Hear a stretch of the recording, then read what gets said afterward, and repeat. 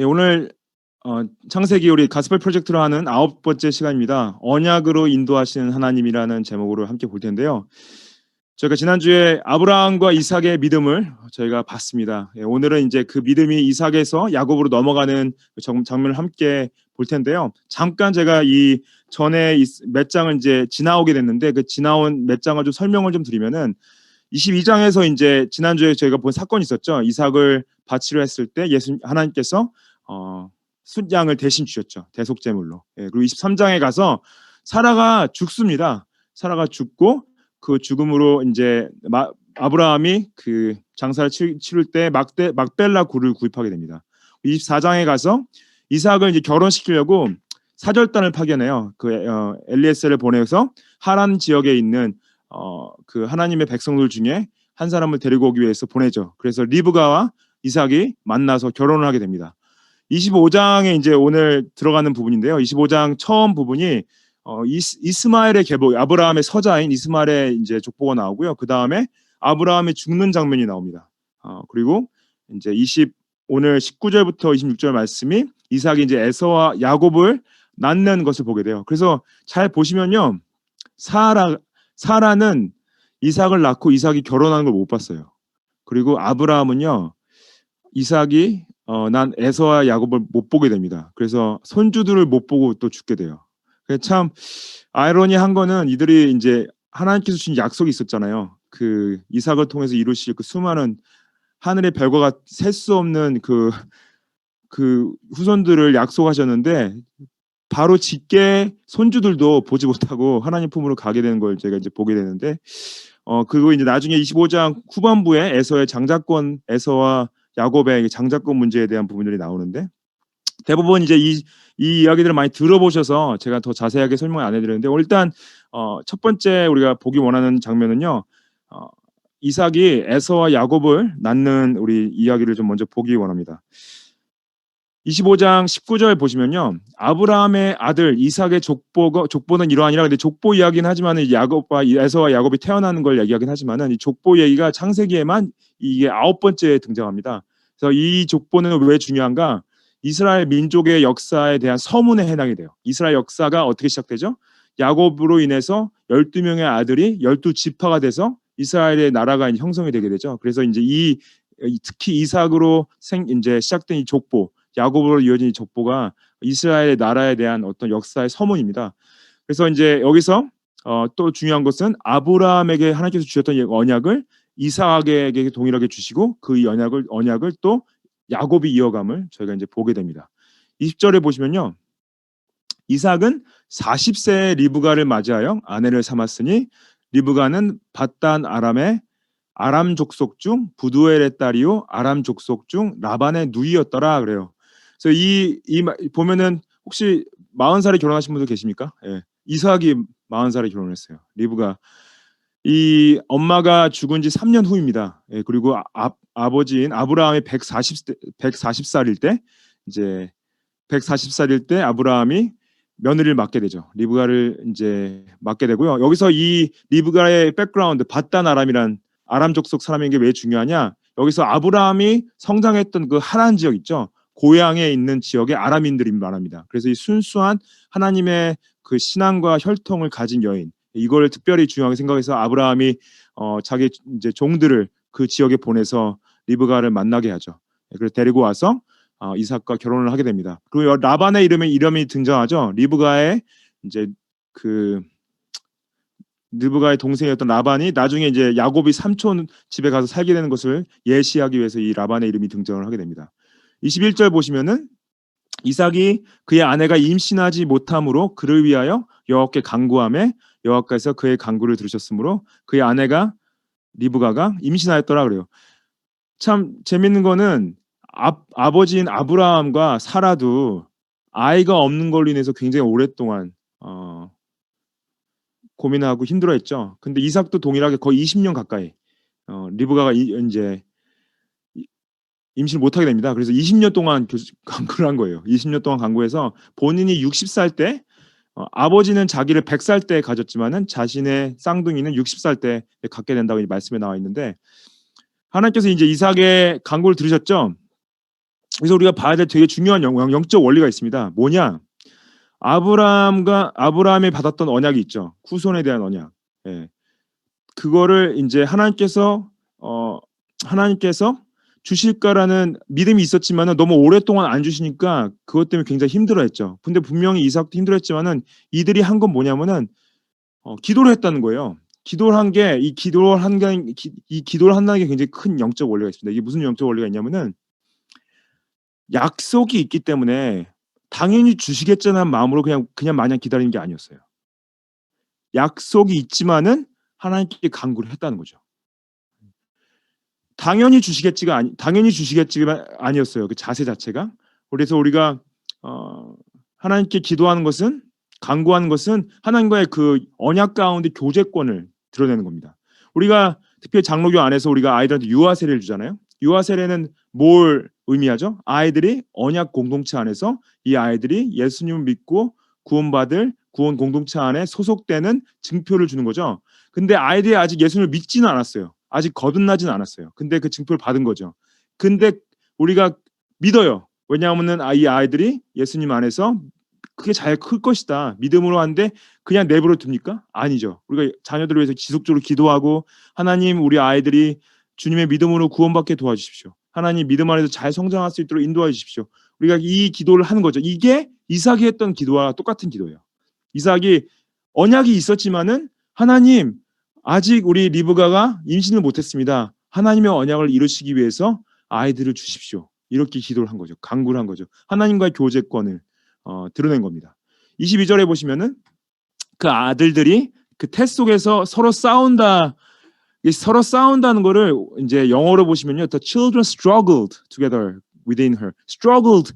근데 이거를 좀 오해하실 수 있는 것은 아이들이 뱃속에서 치고받고 이렇게 싸웠나 생각할 수 있는데 아마 이제 아이들이 뱃속에서 이렇게 치고받고 싸웠다기보다는 크게 심하게 요동하게 이제 서로 씨름하듯이 움직이지 않았을까 생각이 들어요. 왜냐면은 이게 뭐 아이들이 그런 어떤 인식이 있는 상태가 아니니까 심하게 struggle 그러면 심하게 요동시켜서 22절에 이제 그 그가 이르되 할 때 여기서 그는 리브가의 말합니다. 리브가 이르되 이럴 경우에는 내가 어찌할 건데 이게 굉장히 큰 고통 가운데 소리 지는 거예요. 아우 너무 아파. 내가 이럴 때 어찌하지 하는 걸 여호와께 묻자왔다는데 이제 여호와께 묻자온 데가 약간 여호와께 간구한 데랑 좀 다른 게요. 어떤 분들은 이게 당시 선지자들한테 찾아가서 물어본 걸 수도 있다고 생각하시는 분도 계시고 아니면 자신이 직접 기도한 걸 수도 있다 이렇게 생각하시는 분도 계십니다. 그래서 여호와가 이제 리브가에게 이르시되 23절에 두 국민이 내 태중에 있구나 그래요. 두 국민 내 태중에 있는데 두 민족이 내 복중에서부터 나누어졌는데 이 두 족속이 한 족속이 저 족속보다 강하겠고 큰 자가 어린 자를 섬기리라. 그래서 하나님께서 이미 태어나지도 않은 아이들이 어떻게 될지를 말씀하세요. 아시죠? 야곱은 이스라엘이 되고요. 그 다음에 에서는 에돔이 됩니다.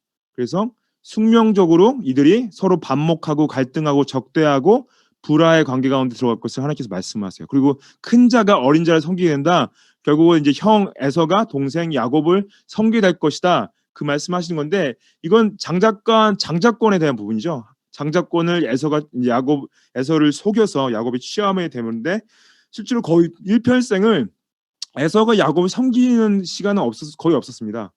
근데 나중에 이스라엘이 에돔을 정복하게 돼요. 이제 그거를 통해서 어떤 이런 역사적 청취가 이루어지는 걸 저희가 나중에 이제 볼 수가 있는데 24절에 가시면은 그 해산 기한이 찬즉 태 쌍둥이가 있었는데 먼저 나온 자는 붉고 전신이 털옷 같아서 그 이름을 에서라 하였다 그래요. 에서의 이름의 뜻 자체가 거칠고 털이 많다는 뜻입니다. 나왔을 때 아마 아이 자체가 털이 많았던 것 같아요. 그래서 이 전신에 털이 많은 걸 이제 보고 넌 에서구나 이렇게 표현했는데 에서의 피부가 붉었다는 거는요. 이 붉었다는 뜻 자체가 나중에 그 나라 자체가 이제 에돔이 됩니다. 에돔이란 뜻 자체가 붉은 자란 뜻이에요. 그래서 에서로 태어나서 나중에 그 에돔 후손들이 나오게 되는 거죠.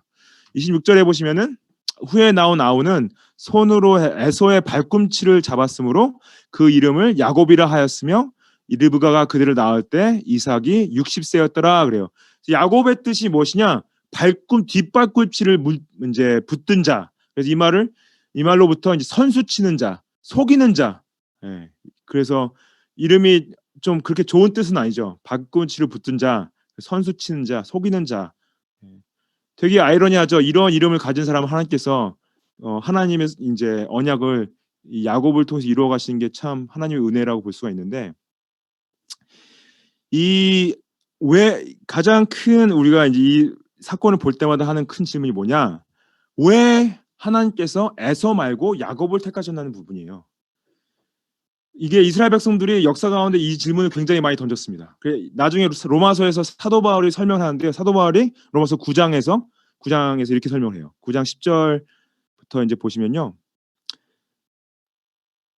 그뿐 아니라 또한 리브가가 우리 조상 이삭 한 사람으로 말미암아 임신하였는데 그 자식들이 아직 나지도 아니하고 무슨 선이나 악을 행하지 아니한 때에 택하심을 따라 되는 하나님의 뜻이 행위로 말미암지 않고 오직 부르시는 이로 말미암아 서게 하려 하사 리브가에게 이르시되 큰 자가 어린 자를 섬기리라 하셨나니. 이 말씀은 이제 창세기 말씀, 방금 말씀을 인용한 거죠. 바울이 이제 그 다음 말씀을 어디서 이제 보면은 13절 말씀을 보시면은 기록된 바 내가 야곱을 사랑하고 에서는 미워하였다 하신 것 같으니라 그래요. 근데 이 말씀 내가 야곱은 사랑하고 에서는 미워했다는 이 말씀은요. 말라기 1장 2절 3절 말씀을 인용한 겁니다. 14절에 그런즉 우리가 무슨 말을 하리요? 하나님께 불의가 있느냐? 그럴 수 없느니라. 이게 뭐냐면요. 이스라엘 백성들 안에서도 이게 불공평하다는 걸 보인 거예요. 하나님은 불의하시다. 왜냐? 왜 하나님은 둘 다 택하지 않으시고 아니면 에서를 택하지 않으시고 장자인 에서를 택하지 않으시고 왜 야곱을 택하시냐? 이거는 하나님이 불공평하신 거 아닌가? 불의하신 거 아닌가? Is there injustice on God's part? 근데 바울이 뭐라 하냐? By no means. 그럴 수 없다. 하나님은 불의하지 않으시다. 하나님은 불공평하지 않으시다. 그러면서 15절에 모세에게도 이르시되 내가 긍휼히 여기는 자를 긍휼히 여기시고 불쌍히 여길 자를 불쌍히 여기리라 하셨으니, 나중에 이제 바로에 이제 애굽의 왕 바로에 대한 부분을 얘기하면서 내가 원하는 사람한테 내가 긍휼을 베풀 수 있고 내가 불쌍히 여기고 싶은 사람한테 내가 불쌍히 여길 수 있다. 하나님이 그런 자유도 없다고. 그러면 하나님이 아니시죠? 본인이 택할 수 없는 능력이 없으면 더 이상 하나님이 아니신 거죠. 그리고 우리가 하나님의 택하심에 대해서 하나님 왜 이 사람은 택하시고 이 사람 택하지 않으셨어요? 하는 거는 하나님 왜 하나님은 택할 수 있는 자유가 있으세요? 그렇게 질문한 거랑 똑같다는 거죠. 하나님 입장에서 얼토당토도 안 하신 거죠. 존 칼빈 아시죠? 존 칼빈 그 개혁신학자, 개혁신학주의 신학의 그 칼빈을 따랐던 신학자들이 칼빈의 신학을 5가지로 정리하면서 실제로 이제 아르미니안 분들에게 대항하기 위해서 5대 강령을 만들었는데 그게 이제 5대 강령 두 번째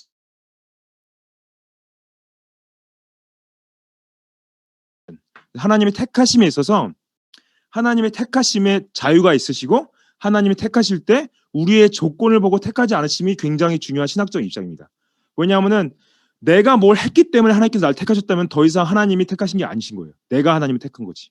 그래서 저희가 에베소서 제가 처음에 강의할 때 이 말씀을 드리지 않습니까? 에베소 1장 4절 보시면은 곧 창세 전에 그리스도 안에서 우리를 택하사 우리로 사랑 안에서 그 앞에 거룩하고 흠이 없게 하시려고 그 기쁘신 뜻대로 우리를 예정하사 예수 그리스도로 말미암아 자기의 아들들이 되게 하셨으니, 이게 뭡니까?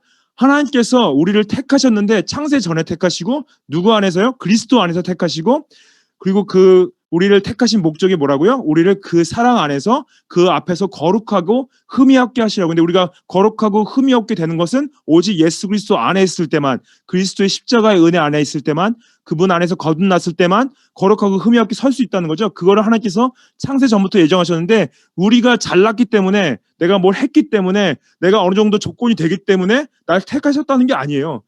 내가 만약에 뭘 잘나서 내가 잘해서 하나님이 날 택하셨다 그럼 그건 복음이 아니라는 거죠. 굿뉴스가 아니라는 거죠. 그래서 하나님의 은혜로 날 택하시는, 하나님은 택하신 권리가 있으시고 나를 택하신 것은 은혜로 택하신 거. 그래서 불의가 없으신 거죠. 여러분들 가장 큰 질문, 자신한테 던져야 될 가장 큰 질문 무엇입니까? 내가 어떻게 그러면 하나님이 날 택하신 게 맞나 틀리나 그거에 대한 유일한 증거가 뭔지 제가 말씀드린 적 있죠. 택함 받으신지 택함을 받지 않으신지 유일한 증거는 내 마음에 예수님을 향한 믿음이 있냐 없냐예요. 예수님을 향한 믿음이 있으십니까? 그게 하나님이 여러분을 택하셨다는 증거입니다.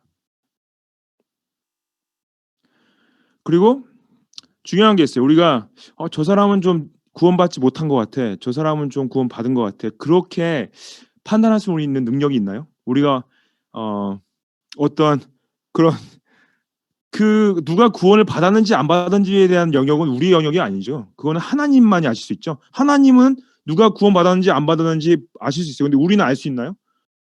우리의 영역이 아닌 거죠. 우리의 영역은 무엇입니까? 그러기 때문에 모든 사람한테 예수님을 증거해야 되는 거예요. 왜냐하면 우리가 누가 구원받았는지 모르기 때문에, 누가 언제 어떻게 구원받을지 모르기 때문에 하나님께서 우리에게 주신 영역은 모든 사람에게 예수님의 복음을 증거하는 거. 예. 그래서 잘못된 신학은 무엇입니까? 잘못된 신앙은 뭐냐면요. 하나님이 택하신 사람만 구원을 받아? 그러면 내가 뭐하러 예수님을 증거하지? 어차피 하나님이 원하시는 사람 하나님이 구원하실 텐데. 이게 잘못된 신학에게 나온 잘못된 신앙이에요. 바른 신앙은 뭐냐면요. 나는 누가 택함 받았고 누가 구원받은 사람인지 모르기 때문에 내가 모두한테 예수님을 전해야 되는 거야. 이게 바른 신앙이고 바른 신학에서 나온 바른 신앙을 말합니다. 그래서 하나님께서는 에서를 택하지 않으시고 야곱을 택하셨어요. 그 택하심에 대한 불의는 없으시고요. 하나님은 택하실 권리가 있으시고 자유가 있으십니다. 우리가 바라봐야 될 건 뭐냐? 어떻게 나 같은 사람을 택하셔서 그 은혜로 구원하셨는지, 그 은혜로 예수님을 증거하는 것을 원하신다는 거죠. 구원 받으셨습니까? 예수님 믿으세요? 그 은혜로 그 예수님의 그 깊은 소식 모든 분들에게 증거하시길 축복합니다. 제가 지도를 하나 준비했는데 이 지도는 뭐냐면요. 다 아시죠? 이제 왼쪽 오른편에 있는 것은 이제 지중해고 옆에 있는 것은 사해인데요. 사해 중간에 이제 보시면은 꼭대기에 예루살렘 있죠. 그 모리아 산에서 아브라함이 이삭을 드리려고 했었고, 그다음에 이제 내려와서 이제 부엘세바라는 데서 집이 있었죠. 부엘세바에서 있다가 이삭이 이제 그 부엘라 헤로이라는 맨 밑에 쪽 지방에서 그랄이라는 지방으로 이제 올라가는 장면이 다음 장에 나옵니다. 그래서 이제 두 번째 저희가 보기 원하는 26장 부분인데요. 26장은 26장은 이제 하나님께서 아브라함에게 주셨던 언약을 이삭에게 다시 한번 확인시켜 주는 걸 저희가 보게 되는데요. 26장 1절을 보시면은 아브라함 때 첫 흉년이 들었다. 이거는 이제 그 전에도 흉년이 있었지만 아브라함 때 이제 그 가나안 땅에 대흉년이 처음 옵니다. 그 이제 오고 이삭 때 또 흉년이 와요. 그것이 이제 대략 그 BC 1990년도를 말합니다. 근데 둘 다 아브라함도 그랄 땅에 간 적이 있고요. 이삭도 동시에 아브라함이 갔던 것처럼 그랄 땅에 간 적이 있었습니다. 그리고 12장에 이제 저희가 좀 이제 지나온 부분이 있는데 아브라함이 애굽에 가서 실수를 하죠. 애굽에 가서 이제 자기 아내 사라를 누이라고 속이는 실수를 하는데 이삭이요. 참 재밌는 거는 아빠가 실수했던 실수를 똑같이 답습을 합니다. 여러분들 깜짝 놀랄 때 있으시죠? 우리 자녀분들이 우리의 그 못난 부분들을 그대로 따라할 때 깜짝 놀라시죠? 제가 분명히 내 자녀가 맞구나 하시는 것도 있는데 이삭이 그랬어요. 자기 아내를 또 누이라고 속여요. 여기서 이제 특히 이제 블레셋 왕 아비멜렉 앞에서 속이는 장면이 나오긴 하는데 여기서 그랄로 갔다. 이제 그랄로 갔다는 것은 그랄의 뜻은 거주지라는 얘기하는데요. 여기서 가나안 땅의 남쪽 이 경계선 지역을 말합니다. 굉장히 곡식이 풍요했던 지대라서 흉년이 있을 때마다 사람들이 이쪽을 피하는 경우가 있었고 여기 갔다가 가면은 이제 주로 블레셋 사람들이 있었죠. 나중에 이제 이스라엘 백성들이 블레셋과 싸우는 장면이 많이 나오는데 블레셋의 뜻은 이주자라는 뜻입니다. 블레셋이 이 원래 그랄 지역에 있던 사람들은 아니고 지중해 연안에 여러 섬들로부터 있던 사람들이 이제 이 팔레스타인 지역 해안 지역으로 이주 와서 거기에 세트를 한 거죠. 이주자들. 그래서 블레셋 사람들도 그 땅 주인은 아니었어요. 그래서 이제 아브라함 때 그 블레셋 왕 이름이 나오죠. 아비멜렉. 아비멜렉 이름이 그 전에도 나왔습니다. 그 70년도 전에 아브라함이 이제 그랄에 갔을 때 그랄 왕을 아비멜렉 하는데 이 사람들이 동명이인이 아닙니다. 아비멜렉이라는 뜻 자체가요. 이게 왕이란 그 왕이신 나의 아버지란 뜻인데 블레셋 왕의 직함이에요. 그러니까 예를 들어서 이제 그 애굽의 왕을 바로라 하잖아요. 그 바로도 직함입니다. 본인의 개인 이름이 아니라 직함으로 바로라 해서 바로가 여러 명이 나오죠. 그리고 또 그 마찬가지로 블레셋 왕 이름을 이제 아비멜렉. 그래서 아비멜렉 뭐 1세, 아비멜렉 2세. 그래서 전에 아브라함이 만났던 아비멜렉은 그 첫 선왕이고요. 이삭이 만난 아비멜렉은 그 이제 그 후에 있던 왕을 말합니다. 이때 그랄에 갔는데 여호와께서 이삭이 나타나서 2절에 보시면은 애굽으로 가지 말라 말씀하세요. 이제 이삭이 블레셋 땅을 거쳐서 이제 흉년이 들었으니까 애굽에 가려는 계획이 있었습니다. 아시다시피 애굽에 가면은 대부분 다 기근이 생겼을 때 이스라엘 백성들이 애굽으로 피하려는 마음들이 많이 생겨요. 이 애굽에 이제 애굽을 성경에서 말할 때 이스라엘 백성들을 특히 놓고 봤을 때 애굽이 하나님의 백성들을 하나님의 선민들을 좀 유혹하는 장소로 등장을 많이 하게 됩니다. 영적 의미로 있어서. 그래서 세상으로 마음을 돌릴 때 애굽으로 가겠다는 생각을 많이 하게 되는데 이때 하나님께서 이삭한테 애굽으로 가지 말고 내가 내게 지시하는 땅에 거주하라. 이게 내가 내게 지시하는 땅에 거주하라는 말이 어떻게 보면은 하나님께서 아브라함이 하란을 떠날 때 내가 내게 지시하는 땅으로 가라는 말과 똑같은 말을 쓰신 거예요. 그래서 아브라함에게 하셨던 말씀을 이삭에게 똑같이 하신 거죠. 내가 내게 지시한 땅에 거주하라. 이것은 단순히 그랄 지역만 말하는 것이 아니라요. 하나님께 주신 그 가나안 땅 전체를 가리켜서 약속의 땅을 이제 보시면 됩니다. 3절을 보시면 이 땅에 거류하면 내가 너와 함께 있어 내게 복을 주고 내가 이 모든 땅을 너와 내 자손에게 주리라. 내가 내 아버지 아브라함에게 맹세한 것을 이루어 이렇게 말씀하시죠. 그래서 아버지에게 주신 약속을 동일하게 아들에게 주시는 걸 말씀하시면서 4절에 똑같은 말씀 또 하시죠. 내 자손을 하늘의 별과 같이 번성하게 하며 이 모든 땅을 내 자손에게 주리니 내 자손으로 말미암아 천하 만민이 복을 받으리라 그래요. 그래서 아브라함한테는 데리고 나가셔서 하늘의 별을 보이셨죠. 근데 여기에 똑같은 표현을 이제 이삭한테 주시는 거예요. 하늘의 별과 같이. 그리고 너의 자손을 말미암아 모든 만민이 온 백성이 복을 받게 된다. 예, 그래서 이게 여기서는 이제 복음의 씨앗이 됨을 얘기를 하는 거죠. 5절에 보시면요. 이는 아브라함이 내 말을 순종하고 내 명령과 내 계명과 내 율례와 내 법도를 지켰음이라. 여기 보시면은 아브라함이 하나님의 뜻을 순종하고 지켰음을 제가 이제 지난번에 강조해서 말씀을 드렸었는데 여기서는 하나님께서 이삭한테 비슷한 단어를 4번 반복하세요. 명령, 계명, 율례, 법도 똑같은 말을 솔직히 4번 반복하는 거예요. 정말 강조를 하시는 거예요. 그냥 성경은 2번만 말해도 굉장히 강조한 건데 여기서 4번을 반복하십니다. 이삭, 내가 너한테 원하는 거는 내 말을 순종하는 건데 내 명령과 내 계명과 율법과 이 법도를 지키는 거야. 정말 이걸 굉장히 강조하시는 거죠. 그래서 6절에 보시면 이삭이 그랄에 거주하였더니 이게 그랄에 거주했던 건 뭐냐? 이삭이 하나님의 명령에 순종해서 애굽에 가지 않고 그 땅에 머물렀다는 것을 이제 볼 수가 있습니다. 하나님께서 이제 아까 제가 기도에 대한 부분을 얘기하면서 이제 비슷한 원리를 좀 말씀드리는데 굉장히 중요한 원리가 있어요. 이게 무슨 원리냐면요.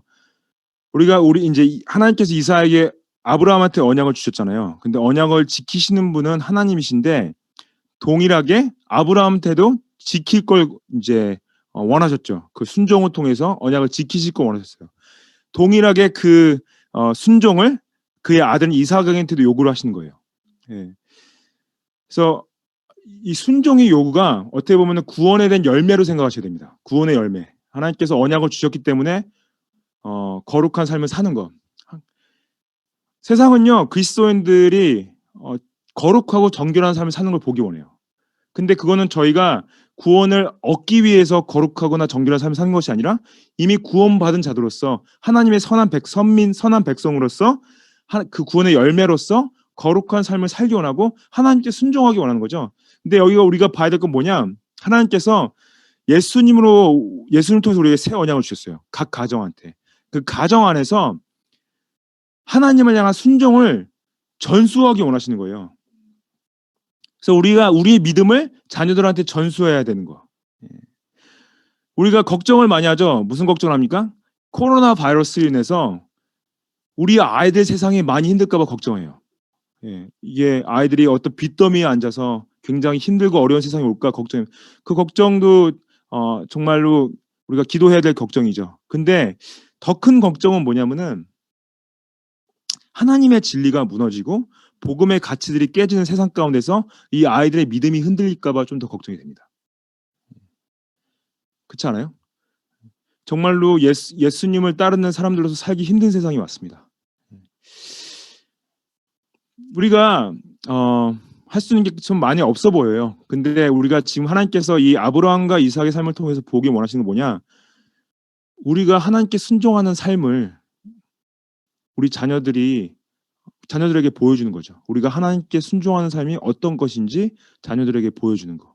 여러분들 약간 보이기 위한 신앙이 좀 어떻게 보면 가식적으로 보일 수 있지만요. 좀 약간 가식적으로 보이는 건 아니지만은 보이는 신앙, 아이들 앞에서 좀 기도도 좀 하시고 아이들 앞에서 말씀 묵상하는 것도 좀 보이시고 아이들 앞에서 엄마 아빠는 하나님의 백성으로 정직하고 거룩한 삶을 살기 원하는 그런 모습을 보여주시는 게 굉장히 중요해요. 아, 우리 엄마 아빠는 기도하는 사람들이구나. 아, 우리 엄마 아빠는 말씀을 묵상하고 하나님 뜻을 귀하게 여기는 사람들이구나. 아, 우리 엄마 아빠는 예배에 대한 가치를 크게 여기고 교회 공동체에 대한 가치를 크게 여기시는 거예요. 그러한 그 가치들을 심어주는 게 어떻게 보면은 우리가 믿음의 유산을 아이들이 세상이 굉장히 힘들 거예요. 싸우기 힘들 거고 더 사단의 유혹과 사단의 시험들은 더 커질 겁니다. 근데 우리가 할 수 있는 게 적지만은 이 믿음의 유산을 아이들한테 남겨서 이 순종을 통해 여러분들의 순종을 통해 믿음의 가문들을 세워하시기를 축복합니다. 마지막에 이제 이 보기 원하는 부분은 이제 야곱으로 넘어가는 걸 이제 보기 원하는데요.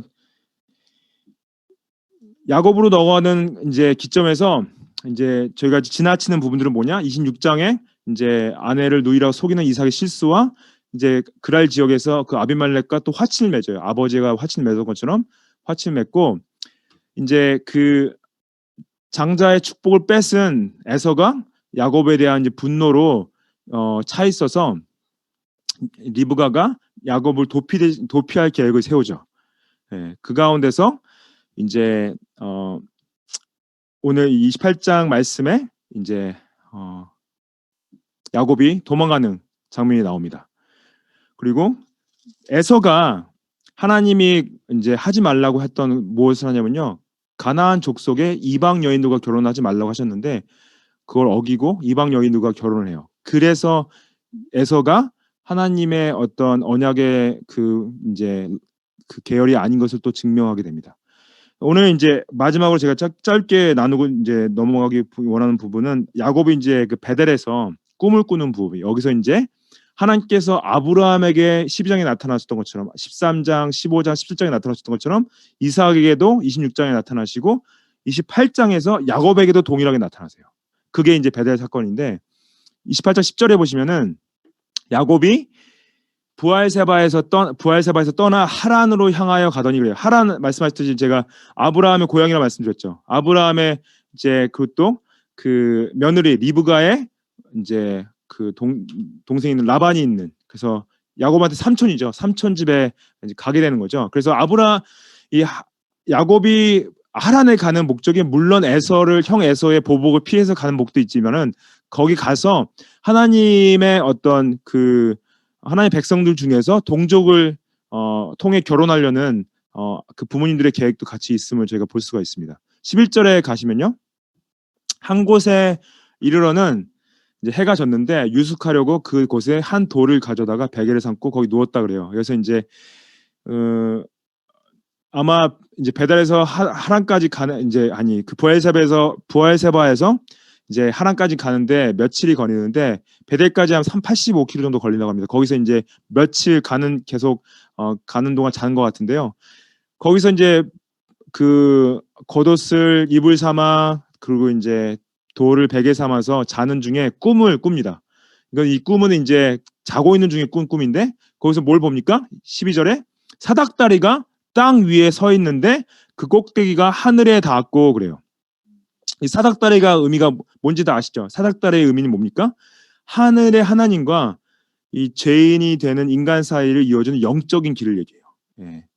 그래서 하늘의 하나님이 죄인된 야곱을 만나 주시는 영적인 길이 열렸음을 보여줍니다. 그래서 이 유일한 길이 예수님이심을 예표하고 상징하는 것도 아시죠? 그리고 본즉 하나님의 사자들이 그 위에서 오르락 내리락 하고 그래요. 그래서 이 유일한 길을 통해서 뭘 하냐? 천사들이 왕래를 하는데 천사들이 하는 건 뭡니까? 인간의 강구를 하나님께 가져가고 하나님의 은혜를 인간에게 가져다 주는 역할을 하는 천사가 하는 거죠. 성경에 이제 특히 구약에 나타나는 천사들의 주된 업무는 하나님의 메시지를 전달하는 거죠. 그리고 하나님의 심판과 하나님의 구원을 이제 수행하게 됩니다. 그리고 가장 중요하게 이제 천사가 하는 거는요, 하나님을 찬양하는 거죠. 그래서 하나님의 이제 그 전달자 역할, 또 하나님의 예배자의 역할을 천사들이 보여줍니다. 그리고 이 천사들이 또 사다리와 마찬가지로요, 예수 그리스도의 중보적 사역을 예표하기도 해요. 그래서 이 사다리를 생각하시면서 천사를 보면서 생각하는 건 뭐냐? 와, 하나님께서 길을 여셨는데 이 길이 예수 그리스도를 예표하는구나. 그걸 보셔야 됩니다. 13절을 보시면은 본즉 여호와께서 그 위에 서서 이르시되, 근데 이 서서 이르셨다는 건 뭐냐? 근데 이게 실제로 야곱이 하나님이 어떤 인간적인 현상을 가지고 서 있는 걸 봤다기보다는 하나님이 어떤 하나님이 서 계신 것은요, 뭘 의미하는 상징적인 의미를 가지고 있어요. 하나님의 불별하심, 하나님의 강인하심, 하나님의 위엄, 하나님의 권위, 이런 것들 상징하는 표현으로 하나님이 서 계신다는 걸 말합니다. 그래서 특별히 하나님께서 자신의 언약을 계승해 나갈 사람들을 이제 과 관계를 하실 때 특별한 관심을 보이시는 것을 표현할 때 서서 있다 표현하시는데요. 아시죠? 예수님이 서신 적, 하나님의 우편에 서셔서 우편에 앉아 계신 예수님께서 서신 사건이 언제였습니까? 스데반이 순교를 당할 때 예수님이 쓰셨죠. 예, 그래서 스데반의 죽은 순간에 예수님이 스데반을 쳐다보고 계신 것, 서서 보셨다는 것, 특별한 관심을 얘기해요. 하나님께서 서서 말씀하시는데 나는 여호와니 너의 조부 아브라함의 하나님이요 이삭의 하나님이라 내가 누워있는 땅을 내가 내 자손에게 주리니 그래요.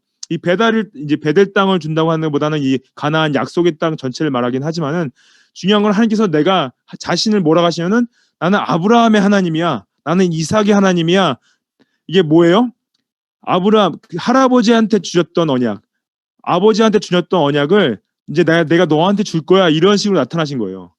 그래서 14절에 보시면은 내 자손이 땅의 티끌같이 되어 내가 서쪽과 동쪽과 북쪽과 남쪽으로 퍼져 나갈지니 땅의 모든 족속이 너와 내 자손으로 말미암아 복을 받으리라. 이 언약이 뭡니까?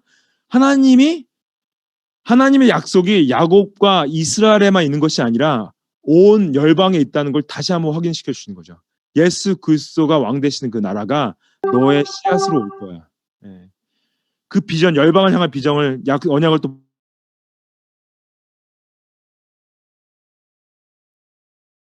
할아버지가 이제 할아버지 만난 적은 없죠. 할아버지가 이삭에게 말했었고 이삭도 이제 분명히 야곱한테 말했겠죠. 네. 그래서 15절에 보시면 내가 너와 함께 있어 내가 어디로 가든지 너를 지키며 너를 이끌어 이 땅으로 돌아오게 할지라 내가 내게 허락한 것을 다 이루기까지 너를 떠나지 아니하리라. 이거는 엄청난 약속이죠. 이게 함께 있다는 건 뭐냐? 이게 이제 히브리 말로 아맘이라는 건데요. 결합하다, 연합하다, 동맹하다, 같이 걷다 하는 건데 똑같은 말씀을 예수님께서 마태복음 28장 20절에 제자들한테 하십니다. 내가 끝까지 너와 함께 있을 거다. 예. 하나님의 언약은 뭐냐면요. 하나님의 언약은 하나님 임재하심의 언약이에요. 하나님이 함께 하심의 언약, 그리스도 안에 연합함의 언약, 이 연합함을 통해서 인도하신다는 걸 보여주는 거죠. 우리가 이 언약 가운데서 뭘 봐야 되냐면은 예수님이 우리와 함께 하신 그 약속을 봐야 되고요. 여러분 우리가 사랑의 표현을 할 때 뭡니까? 함께 있는 게 사랑의 표현이죠. 함께 있는데 제가 이런 말을 많이 들어요. 내가 하루 종일 같이 있었는데 왜 같이 있었단 말을 안 하지? 그게 뭐냐면은 공간적으로 같이 있으면 마음이 거기 없을 때는 같이 있는 게 아니잖아요. 마음이 함께하는 것이 진정으로 함께하는 거. 그래서 예수님께서 우리 함께 하시는 건 뭐냐? 성령님을 통해서 우리의 마음에 함께 하시는 게 진정으로 함께 하시는 거죠. 16절에 보시면 야곱이 잠이 깨어 이르되 여호와께서 과연 여기 계시거는 내가 알지 못하였도다 그래요. 근데 여긴 이 야곱이 여기서 하나님 여기 계셨는데 몰랐다 이게 아니라 하나님은 어디든 계신 걸 알았어요. 근데 이건 무슨 말이냐? 하나님이 어떠한 특정하고 구별된 거룩한 장소 이외에도 자신한테 나타나셨던 걸 깨달은 거죠. 이게 뭐냐면요. 야곱이 자라오면서 이삭에게 말을 들었어요. 언약에 관한 얘기들을. 근데 그게 이제 자신한테 실제로 체험되어지고 깨닫게 된 거예요. 말로만 들었던, 말로만 배웠던 그 하나님의 임재하심을 실제로 경험하게 된 거죠. 그래서 17절에 보시면은 이에 두려워하여 이르되 두렵도다 이곳이요 그래요. 이 야곱의 두려움은 뭐냐?